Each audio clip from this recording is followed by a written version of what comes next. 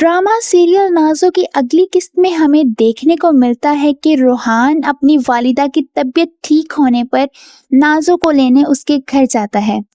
यही नहीं, वो अपने ससुर से नाज़ो की कोताहियों और बेजा मुतालबों के बारे में बात करता हुआ नजर आता है, जिस पर वो उसे कहते हैं कि अब सब कुछ ठीक होगा। इससे यही पता चलता है कि वो भी किसी हद तक अपनी बेटी की गलतियों को जान चुके हैं, मगर रोहान फिर भी उदास दिखाई देता है क्योंकि वो नाज़ो की फितरत को अच्छी तरह जान गया होता है।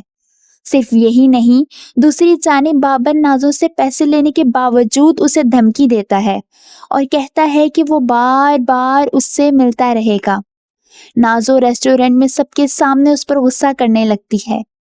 यहाँ पर तबरेज का छोड़ा हुआ बंदा जो नाज़ो का पीछा कर रहा होता है, चुपके से अपने मोबाइल में उसकी वीडियो बना लेगा।